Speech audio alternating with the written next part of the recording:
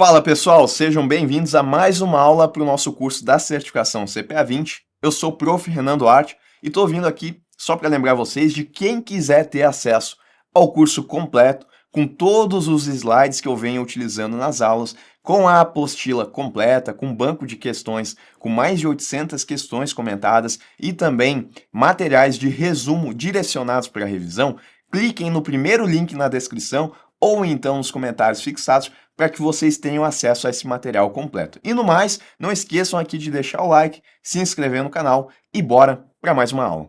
Olha só, letra financeira é mais um título disponível no mercado bancário.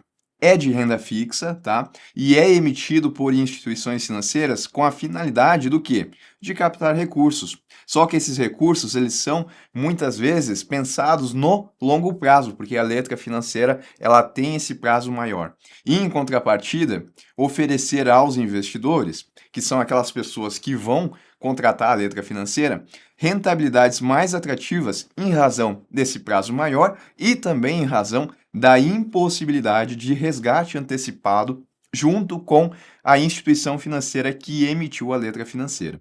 Tá? E como é que funciona o fluxo aqui então? Eu vou ter uma instituição financeira que precisa captar recursos. E para isso, ela pode captar de diferentes formas: depósito à vista, depósito a prazo, contraindo empréstimos. Bom, quando se trata de uma letra financeira, a gente está falando de uma forma de captação de depósito a prazo, porque a letra financeira ela vai ter um vencimento, tá? Então, vamos pensar o seguinte: a instituição financeira, ela vai lá e emite uma letra financeira. Essa letra financeira, ela tem o valor de R$ 200.000, tem um prazo de 5 anos, ao final do qual ela vai trazer uma rentabilidade acumulada de 10% a cada ano. Tá? Então, essas são as características dessa letra financeira. Do outro lado aqui, eu tenho um investidor que pode achar essas condições atrativas e ele vai colocar o seu dinheiro nessa letra financeira. Então, ele manda os R$ 200.000 para a instituição financeira e ao final de 2 anos ele vai receber os R$ 200.000 de volta, mais o rendimento dessa operação aqui. Então, forma de depósito a prazo muito semelhante aí a outros títulos emitidos também por instituições financeiras. Quem é que pode emitir letra financeira? Os bancos em geral, e aí eu vou ter bancos comerciais, bancos de investimento, desenvolvimento, bancos múltiplos, sociedades de crédito, financiamento e investimento, as financeiras, elas também podem. As caixas econômicas, e aí no nosso país eu só tenho a Caixa Econômica Federal como representante, companhias hipotecárias, sociedade de crédito imobiliário, as SCIs, cooperativas de crédito e o BNDES, o Banco Nacional de Desenvolvimento Econômico e Social. Tá? Então são essas as instituições que podem emitir letras financeiras. E agora a gente vai passar para as características específicas desse título, porque a gente tem algumas diferenças em relação aos demais. Bom, primeiro, a letra financeira ela não pode ser emitida com um valor nominal unitário inferior a, olha só, eu não posso emitir uma letra financeira com valor menor do que R$ 50.000 se ela não contiver a chamada cláusula de subordinação. Se ela ter essa cláusula aqui, ela pode, aliás, ela não pode aí ser emitida com valor menor do que R$ 300.000. O que é a cláusula de subordinação? Tá aqui, vamos ver. Ela determina a ordem de prioridade no pagamento aos detentores de títulos em situações de falência ou liquidação da instituição emissora. O detalhe é o seguinte: caso a nossa letra financeira ela traga a chamada cláusula de subordinação, isso significa que os pagamentos aos credores dessa letra financeira, eles vão ficar subordinados aos demais pagamentos da instituição financeira.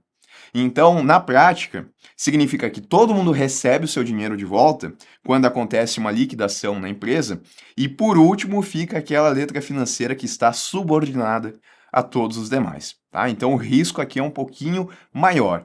E, dessa forma, a legislação vai lá e fala que eu não posso ter uma letra financeira com um valor menor do que R$ 300.000, caso ela contenha essa cláusula onde ela se subordina às demais dívidas. Tá? Então, dois dos valores possíveis mínimos quando a gente fala de uma letra financeira. Mínimo de R$ 50.000 se não tiver uma cláusula de subordinação. Mínimo de 300 se conter essa cláusula. No exemplo que eu coloquei aqui, só pode ser um tipo de letra financeira, porque eu coloquei 200 mil. Isso, ela não poderia ser com cláusula de subordinação, porque o valor mínimo é de 300. Então, aqui, necessariamente, essa letra financeira que eu coloquei, ela não tem a cláusula. Porque para ter a cláusula, teria que ser de R$ 300.000 para cima. Daí, a gente vai, né? 400, 500, 1 milhão, aí a gente vai subindo. O que não pode é ser menor. Bom, tem mais uma característica também agora em relação ao prazo. A letra financeira também possui um prazo mínimo de emissão, no qual não é permitido resgates. Tá? Vamos lá. 24 meses se não tiver a cláusula de subordinação. Nesse exemplo aqui eu coloquei 5 anos, são 60 meses, respeitou, não poderia ser menor do que 24 meses. E se conter a cláusula de subordinação, aí o mínimo é de 60 meses, tá? Então, por exemplo, essa que eu coloquei aqui, ela até cumpre em relação ao prazo para ser uma letra financeira com a cláusula de subordinação, mas ela não cumpre esse requisito aqui, porque ela foi emitida com R$ 200.000, quando ela deveria ter no mínimo 300 para contar com essa cláusula aqui. Tá? Então, muito cuidado aí em relação à cláusula. E só reforçando, se conter a cláusula de subordinação, isso significa que a instituição financeira, em caso de liquidação, ela vai pagar todas as dívidas de outros investidores daquela instituição e só por último ela vai pagar as dívidas daqueles títulos que tenham subordinação aos demais. Em relação à remuneração, ela é, primeiro, a rentabilidade é diária, ou seja, todos os dias os juros são calculados, todos os dias úteis, e para isso a gente considera que o ano tem 252 dias úteis. Isso é padrão para títulos de renda fixa, tá? A remuneração pode ser pré-fixada, pós-fixada ou ainda híbrida. Pré-fixada é o exemplo que eu coloquei aqui, que é quando a gente sabe exatamente o que se vai ganhar no início da aplicação. Aí pode ser 10% ao ano, pode ser 8% ao ano, tá? São exemplos aqui. Lembrando que apesar da gente expressar a rentabilidade de forma anual, na verdade os juros eles são calculados diariamente, todos os dias úteis. Pode ser pós-fixada, que é quando a gente utiliza um índice de referência, daí o normal de ser utilizado aqui é colocar o DI, né, a taxa DI, como referência. Tá aí um exemplo. E híbrida é quando a gente tem um indexador mais uma taxa pré-fixada. Perfeito. Então, a letra financeira pode ter esses tipos aqui de remuneração. Quais são os riscos para quem coloca o seu dinheiro em uma letra financeira? Risco de crédito, que é o da emissora não cumprir com a promessa de pagamento dos juros ou do principal, tá? Não devolver esse dinheiro aqui que foi colocado. E quando a gente ter a cláusula de subordinação, o risco é maior ainda, né? Porque a gente está falando de um valor maior e também porque vai ficar subordinado às demais dívidas dessa empresa, dessa instituição financeira. Um outro ponto que também coloca mais risco nesse título é que, diferente de outros títulos de renda fixa, a letra financeira ela não oferece garantia do fundo garantidor de crédito. Também estão presentes o risco de mercado, uma vez que a gente tem a impossibilidade de resgate antecipado, então não dá para resgatar na instituição financeira esse título aqui. E o risco de mercado, que está presente em títulos pré-fixados e híbridos, né? Então, se o investidor for vender essa letra financeira no mercado secundário, aí é possível, tá? Ele não está resgatando da instituição financeira, ele está pegando o título dele, encontrando uma outra pessoa que queira comprar e aí ele está vendendo. Aí ele pode, no mercado secundário tudo bem. Só que daí ele vai sofrer a marcação a mercado. O título dele vai sofrer a marcação a mercado, por isso que está sujeito ao risco de mercado.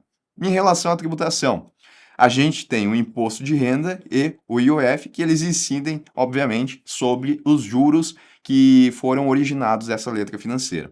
Então, segue a tabela regressiva para o imposto de renda e também tabela regressiva para o IOF. Lembrando que aqui, nos primeiros prazos aqui, e para o IOF, a gente só vai ter quando a pessoa ela vender no mercado secundário. Por quê? O prazo mínimo de emissão, em qualquer caso, é de 24 meses para a letra financeira. Então, se o investidor ele comprou uma letra financeira e não vai vender ela no mercado secundário, então ele não vai pagar IOF, e a alíquota de imposto de renda dele vai ser de 15%, né? Porque ele tem que esperar pelo menos 2 anos até a data de vencimento.